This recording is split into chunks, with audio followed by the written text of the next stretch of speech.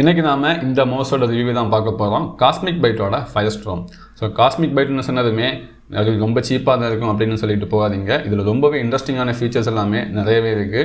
So இதான் அதோட box, இதோட அன்பாக்சிங் டீட்டெயில்ஸ் பர்ஃபார்மன்ஸ் எல்லாமே நம்ம பார்க்கலாம். அதுக்கு முன்னாடி சின்னதாக இதோட ஒரு ஸ்பெசிஃபிகேஷனை மட்டும் சொல்லிடலாம். ஸோ இதில் RGB கொடுத்துருக்காங்க. மவுஸ்க்கு கீழே இப்படி ஒரு சர்க்கிள் மாதிரி வரும். நான் அதை வீடியோவில் அப்புறமா காட்டுறேன். ஸோ அதுக்கப்புறமா 1000 Hz கூலிங் ரேட் கொடுத்துருக்காங்க. அதை பற்றியுமே டீட்டெயிலாக பார்க்கலாம். 10 மில்லியன் கிளிக்ஸ் லைஃப் வர சுவிச்சஸை கொடுத்துருக்காங்க. அப்புறமா இந்த மவுஸோட வெயிட் 67 கிராம்ஸ் வரும் வித்தவுட் கேபிளோட. இதில் கொடுத்துருக்க சென்சார் பிக்சார்ட்டோட 3327. ஸோ இதை பற்றி அப்புறமா நான் பார்க்கலாம். அப்புறமா நான் இதோட பர்ஃபார்மன்ஸை பற்றி பேசும்போது சொல்கிறேன். ஸோ இதான் பாக்ஸ். பின்னாடியுமே அதோட ஸ்பெசிஃபிகேஷன்ஸ் எல்லாம் கொடுத்துருக்காங்க. இதில் 7 பட்டன்ஸ் வரும் டோட்டலாக. 7 பட்டன்ஸுமே ப்ரோக்ராமபிள் தான். நமக்கு சாஃப்ட்வேர் சப்போர்ட்டுமே கொடுத்துருக்காங்க. ஸோ அந்த சாஃப்ட்வேரை பற்றியுமே டீட்டெயிலாக நாம் பார்க்கலாம். ஸோ அதுக்கு முன்னாடி நாம் இப்போது இதை அன்பாக்ஸ் பண்ணி பாக்ஸுக்குள்ளே என்னென்ன கொடுத்துருக்காங்க அப்படிங்கிறத பார்ப்போம். ஓகே, இப்போ இந்த மவுஸோட பாக்ஸ் ஓப்பன் பண்ணி உள்ள என்ன கண்டென்ட் கொடுத்துருக்காங்கன்னு பார்க்கலாம். நான் ஆல்ரெடி இதை ஓப்பன் பண்ணிட்டேன். உங்களுக்கு காமிக்கிறதுக்காக மறுபடியும் அப்படியே வச்சுருக்கிறேன். ஸோ பாக்ஸ் ஓப்பன் பண்ணதுமே இந்த ஒரு பிளாஸ்டிக் ட்ரே இருக்கும். ஸோ அதுக்குள்ளே மவுஸ் கொடுத்துருப்பாங்க. பாக்ஸுக்குள்ளே வேறு ஒரு வாரண்டி கார்டு, அந்த ஸ்பெசிஃபிகேஷன் மேனுவல் எல்லாம் கொடுத்துருப்பாங்க. ஸோ இது தேவையில்லை. ஸோ மற்றபடி மவுஸ் இதுக்குள்ளே இதுதான் மவுஸ். ஸோ அதுக்கப்புறமா அடிஷ்னலாக ஒரு கவர் கொடுத்துருக்காங்க, ஒரு ஹனிகாம் டிசைனில். நல்லாவே இருக்குது. இதை எப்படி யூஸ் பண்ணுறது, இன்ஸ்டால் பண்ணுறதுங்கிறத நான் போக போக சொல்கிறேன். ஸோ இதுதான் பாக்ஸ் கண்டென்ட். இதை தவிர வேறு எதுவுமே இல்லை. ரொம்ப சிம்பிளாக தான் இருக்குது பாக்ஸ் கண்டென்ட்.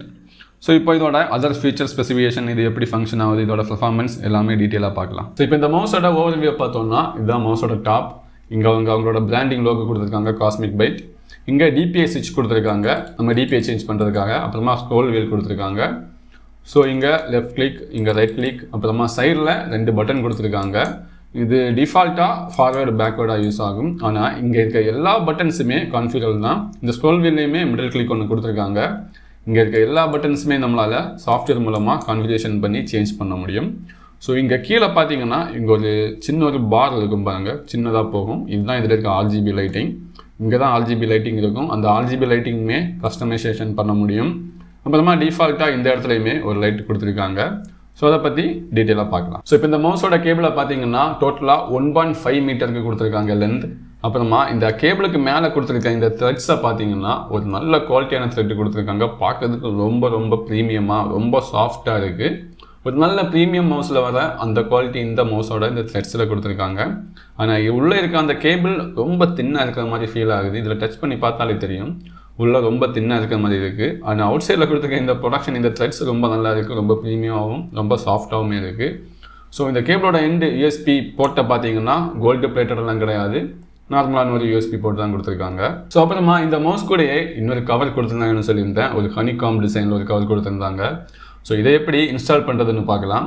ஸோ இங்கே ஆல்ரெடி இங்கே ஒரு கவர் கொடுத்துருக்காங்க, ஃபுல்லாக க்ளோஸ் ஆகி வர மாதிரி. இங்கே பாட்டமில் பிடிச்சி இப்படி தூக்குனாலே போதும், ஓப்பன் ஆகி வந்துடும். இவ்வளோ ஈஸியாக வர்றதுக்கு ரீசனே இது மேக்னெட்டில் தான் இருக்குது. இங்கே பார்த்தீங்கன்னா தெரியும், இங்கே 3 மேக்னெட் கொடுத்துருக்காங்க. இங்கே இங்கே இங்கே இது உண்மையிலேயே ஒரு நல்ல விஷயம்தான் மேக்னெட் கொடுத்துருக்குது. இது ஸ்க்ரூ டைப்பில் இருந்துச்சுன்னா கண்டிப்பாக கஷ்டமாக இருந்திருக்கும். ரிலேபிலிட்டிலையுமே கண்டிப்பாக ப்ராப்ளமாக இருந்திருக்கும். ஈஸியாகவும் யூஸ் பண்ண முடியாது.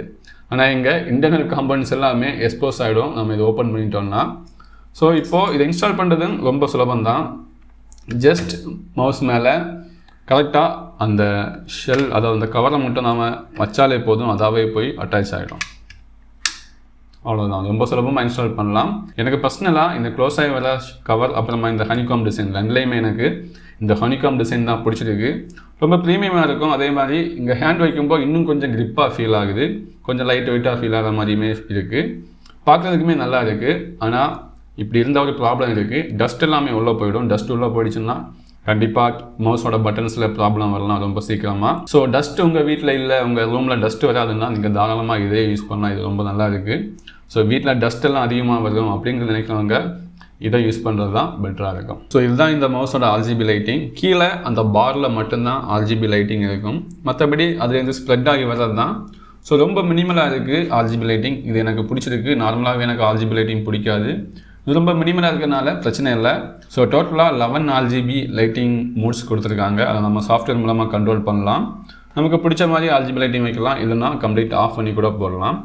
அப்புறமா இங்கே இந்த ஸ்க்ரோல் வீலில் மட்டும் எப்போவுமே இதே கலர் ஸ்டாட்டிக்காக இருக்கும். ஸோ அது பிரச்சனை இல்லை, அது அவ்வளோக்கு தெரியாது, வெளியில் லைட்டிங் இருக்க மாதிரியே தெரியாது, ரொம்ப மினிமலாக தான் இருக்கும். ஸோ RGB லைட்டிங்கை பொறுத்த வரைக்கும் ஓகே, ரொம்ப மினிமலாக நார்மலாக கொடுத்துருக்காங்க. ரொம்ப அதிகமாக எல்லாம் ஸ்ப்ரெட் ஆகலை. டே லைட்டிங்கில் இருந்தாலும் சரி, டார்க் ரூமில் இருந்தாலும் சரி, ரொம்ப பிரச்சனை இல்லை. இப்போ இந்த மவுஸோட பெர்ஃபார்மன்ஸ் டீட்டெயில்ஸை பற்றி பார்க்கலாம். இந்த மவுஸில் 12400 DPI கொடுத்துருக்காங்க. அது கூடவே 1000 Hz பூலிங் ரேட்டுமே கொடுத்துருக்காங்க. இந்த DPI பற்றி நிறைய பேர் கேள்விப்பட்டிருப்பீங்க, அதை பற்றி உங்களுக்கு தெரிஞ்சிருக்கலாம். ஆனால் இந்த பூலிங் ரேட்டை பற்றி இன்னும் நிறைய பேருக்கு தெரியாமல் இருக்குது. ஆக்சுவலாக ஒரு கேமிங் மவுஸில் இந்த பூலிங் ரேட்டுமே ரொம்ப இம்பார்ட்டன்ட் தான். அதாவது பூலிங் ரேட்னா என்னென்னா, எக்ஸாம்பிளுக்கு இந்த மவுஸில் 1000 Hz பூலிங் ரேட் கொடுத்துருக்காங்க. ஸோ இங்கே இந்த மவுஸால் ஒரு செகண்டில் 1000 டேட்டாஸை நம்ம கம்ப்யூட்டருக்கு சென்ட் பண்ண முடியும். ஸோ அதிகமான டேட்டாஸை சென்ட் பண்ண நம்ம கம்ப்யூட்டரால் நம்மளுடைய மவுஸோட மூவ்மெண்ட்டை ரொம்ப ஆக்யூரேட்டாக கால்குலேட் பண்ண முடியும். ஸோ அதுதான் பூலிங் ரேட். இங்கே இந்த மவுஸில் 1000 Hz கொடுத்துருக்கிறது ரொம்பவே ஒரு நல்ல அட்வான்டேஜ் தான். இந்த மவுஸால் ஒரு செகண்டில் 1000 டேட்டாஸை சென்ட் பண்ண முடியும். ஸோ அது ஒரு நல்ல விஷயம் தான். ஸோ அது ரொம்ப டாப் அண்ட் மவுஸ். இப்போ லேட்டஸ்ட்டாக இருக்க மவுஸில் எல்லாமே 4000 8000 Hz வரைக்குமே இருக்குது. அது எல்லாமே ரொம்ப எக்ஸ்பென்சிவ். ஆனால் இந்த பட்ஜெட்டில் 1000 Hz ஓகே, ஒரு நல்ல விஷயம் தான். ஸோ அப்புறமா இது கூடவே pixart 3327 அப்படிங்கிற ஒரு சென்சாரையுமே பேர் பண்ணியிருக்காங்க. இதுவுமே ஒரு டீசெண்டான நல்ல சென்சார் தான் இந்த பட்ஜெட்டில். இந்த சென்சாரை ஹை அண்ட் மவுஸில் கூட யூஸ் பண்ணியிருக்காங்க நிறைய பேர், 2000 3000 ருபீஸ் வர மவுஸில் கூட. ஸோ இங்கே 1000 ருபீஸில் கொடுத்துருக்கிறது ஒரு நல்ல விஷயம் தான். ஸோ அதுக்கப்புறமா இந்த மவுஸோட குவாலிட்டியை பற்றி பார்த்தோம்னா, இதில் யூஸ் பண்ணியிருக்க பிளாஸ்டிக்ஸ் எல்லாமே ABS பிளாஸ்டிக் நல்லா தான் இருக்குது, நல்ல குவாலிட்டியாக தான் இருக்குது, எந்த பிரச்சனையுமே இல்லை. ஸோ இதில் இருக்க அந்த பட்டன்ஸோட கிளிக் சவுண்டை நான் ப்ளே பண்ணுறேன், நீங்கள் கேளுங்க.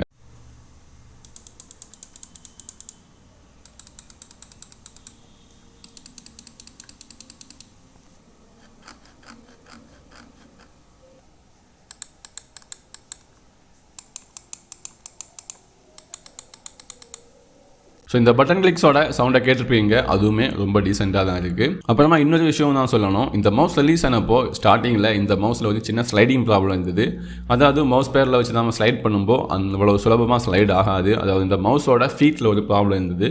ஆனால் இப்போ அதை ஃபிக்ஸ் பண்ணியிருக்காங்க. இப்போ இல்லை, ஃபிக்ஸ் பண்ணி ரொம்ப நாள் ஆகிடுச்சு. ஆனால் நீங்கள் வாங்கும்போது அமேசானில் அந்த டைட்டிலில் பார்த்தீங்கன்னா அப்கிரேடடு PTFE ஃபீட் அப்படின்னு கொடுத்துருப்பாங்க. அதாவது அவங்க கீழே இருக்க அந்த ஃபீட்டை சேஞ்ச் பண்ணிட்டாங்க. ஸோ இப்போ ரொம்ப நல்லாவே ஸ்லைட் ஆகும், எந்த பிரச்சனையுமே இல்லை. ஸோ நீங்கள் மவுஸ் வாங்குறீங்கன்னா அதை செக் பண்ணி வாங்குங்க. ஸோ இந்த மவுஸுக்கான சாஃப்ட்வேர் காஸ்மிக் பைட்லேருந்தே கொடுத்துருக்காங்க, ஃபயர்ஸ்ட்ராம் அப்படின்னு சொல்லி. ஸோ இந்த சாஃப்ட்வேரை பார்த்ததுமே ஃபஸ்ட் லுக்லேயே உங்களுக்கு புரிஞ்சிருக்கும். இதோட UI ரொம்பவே அவுடேட்டடாக இருக்குது, ரொம்ப ஓல்டாக இருக்குது பார்க்குறதுக்கு. ஆனால் தேவையான ஆப்ஷன்ஸ் ஃபங்க்ஷன்ஸ் எல்லாமே பர்ஃபெக்டாக இருக்குது. ஆனால் லுக் வைஸில் மட்டும் ரொம்ப அவுடேட்டடாக இருக்குது. ஸோ இப்போ லெஃப்ட் சைட் பாட்டம்லேருந்து ஸ்டார்ட் பண்ணலாம். இங்கே பார்த்தீங்கன்னா மல்டிபிள் ப்ரொஃபைல் சப்போர்ட் ஆகும். எவ்வளோ ப்ரொஃபைல்னாலும் நம்மளால் க்ரியேட் பண்ண முடியும். ஸோ அதுக்கப்புறமா இங்கே 6 கீஸையுமே நம்மளால் கான்ஃபிகரேஷன் பண்ண முடியும். எல்லா கீஸையுமே நம்மளால் எந்த ஃபங்க்ஷனுக்கு வேணாலும் சேஞ்ச் பண்ணலாம். அதிலே கொடுத்துருக்காங்க. நமக்கு தேவையான எல்லா ஃபங்க்ஷனுமே இதுக்குள்ளே வந்துடும். ஷார்ட்கட் கூட கான்ஃபிகரேஷன் பண்ணலாம், மேக்ரோ கூட ஆட் பண்ணலாம், இல்லைனா இன் கேமுக்குள்ளே இருந்து கூட சில ஆப்ஷன்ஸ் நம்மளால் ஆட் பண்ண முடியும். மல்டிமீடியாக்காக யூஸ் பண்ணலாம், இல்லைனா விண்டோஸ் ஷார்ட்கட்டுக்காக யூஸ் பண்ணலாம், இல்லைனா மைக்ரோசாஃப்ட் ஆஃபீஸுக்கு உள்ளேயே வர ஷார்ட்கட்டுக்கு கூட இந்த கீஸை நம்மளால் கான்ஃபிகரேஷன் பண்ண முடியும். கொஞ்சம் அட்வான்ஸ் ஃபீச்சர்ஸ் கூட இருக்குது. நம்மளால் கமெண்ட்ஸில் கூட இந்த கீஸில் கஸ்டமைஸ் பண்ணி ரன் பண்ண வைக்க முடியும். ஸோ இந்த பேஜில் அவ்வளோதான் கொடுத்துருக்காங்க. அதுக்கப்புறமா பெர்ஃபார்மன்ஸ்னு சொல்லி ஒரு டேப் கொடுத்துருக்காங்க. அதில் போனோன்னா நம்மளால் இந்த மவுஸோட DPI, இதோட sensitivity, scroll speed, double click speed இதெல்லாம் கான்ஃபிகரேஷன் பண்ண முடியும்.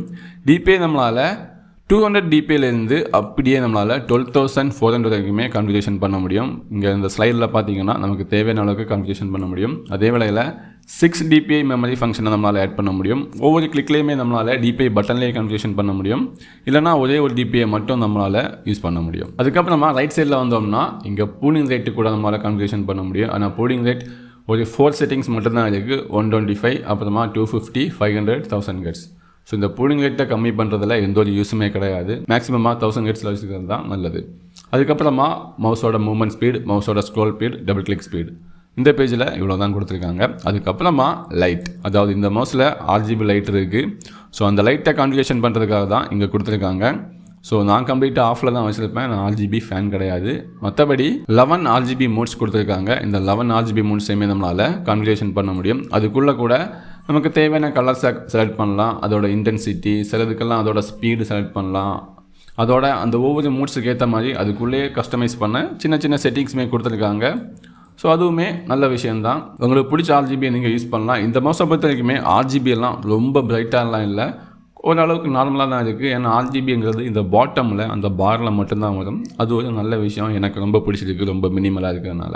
அதுக்கப்புறமா மேக்ரோ கொடுத்துருக்காங்க. நான் எந்த மேக்ரோவுமே கான்ஃபிகரேஷன் பண்ணலை. உங்களுக்கு வேணும்னா நீங்கள் கான்ஃபிகரேஷன் பண்ணலாம். நான் மேக்ரோவில் அதிகமாக யூஸ் பண்ணதில்லை. ஸோ இப்போ இந்த சாஃப்ட்வேரில் பார்த்தீங்கன்னா தேவையான எல்லா ஃபீச்சருமே இருக்குது. பார்க்குறதுக்கு மட்டும்தான் ரொம்ப அவுடேட்டாக இருக்கும் அதோட யூஐ. மற்றபடி தேவையான எல்லா ஃபீச்சருமே இருக்குது. ஒரு லேட்டஸ்ட் மவுஸில் என்னென்ன ஆப்ஷன்ஸ் இருக்குமோ அது எல்லாமே எங்கேயுமே இந்த சாஃப்ட்வேரில் கொடுத்துருக்காங்க. ஸோ ஃபைனலாக இப்போ இந்த மவுஸோட ரேட்டிங் 1000 rupees வருது. 1000 rupeesக்கு இது ஒர்த்தாக வாங்கலாமா அப்படின்னு கேட்டிங்கன்னா என்னை பொறுத்த வரைக்குமே கண்டிப்பாக நீங்கள் வாங்கலாம். ஆனால் 1000 rupeesல இதுதான் பெஸ்ட்டுன்னு சொல்ல மாட்டேன். நான் 1000 rupeesல எக்கச்சக்கமாக நிறைய மவுசஸ் இருக்குது. எல்லாமே என்னால் டெஸ்ட் பண்ண முடியலை. ஆனால் இதே 1000 rupeesல எனக்கு கொஞ்சம் ஒர்த்தாக தான் தெரியுது.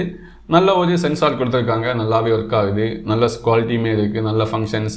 சாஃப்ட்வேரோட யூஐ கொஞ்சம் ஓல்டாக இருந்தாலுமே எல்லா ஃபீச்சர்ஸுமே கொடுத்துருக்காங்க. ஸோ இதுக்கு முன்னாடி நான் யூஸ் பண்ணிட்டு இருந்தது இந்த மவுஸ் தான், ஸ்டீல் சீரியஸோட ரைவல் 100 கோல்டு எடிஷன். ஸோ இது கூட கம்பேர் பண்ணி பார்க்கும்போது கூட இது ஒர்த்தாக தான் தெரியுது. இந்த மவுஸ் 1400க்கு வாங்கியிருந்தேன். ஆனால் இந்த மவுஸ் 1000 rupees தான். 1000 rupeesலேயே நல்லா தான் எனக்கு ஃபீல் ஆகுது. குவாலிட்டி, ஃபங்க்ஷன்ஸ், பெர்ஃபார்மன்ஸ் எல்லாமே நல்லா இருக்குது. ஸோ 1000 rupeesல நீங்கள் ஒரு மவுஸ் பார்க்குறீங்கன்னா கண்டிப்பாக இந்த மவுஸையுமே நீங்கள் உங்கள் லிஸ்ட்டில் வச்சுருக்கலாம். நீங்கள் விருப்பப்படுற அந்த மவுஸ் கூட கம்பேர் பண்ணி பார்த்து இது பெஸ்ட்டாக தெரிஞ்சிச்சுன்னா இதையுமே நீங்கள் தாராளமாக வாங்கலாம். ஸோ இந்த வீடியோலேருந்து கண்டிப்பாக இந்த மவுஸை பற்றி நல்லா தெரிஞ்சிருப்பீங்கன்னு நம்புகிறேன். இந்த வீடியோ உங்களுக்கு ஹெல்ப்ஃபுல்லாக இருந்துச்சுன்னா என்னோட சேனலுக்கு சப்ஸ்கிரைப் பண்ணுங்கள். இந்த வீடியோக்கு மறக்காமல் லைக் பண்ணுங்கள்.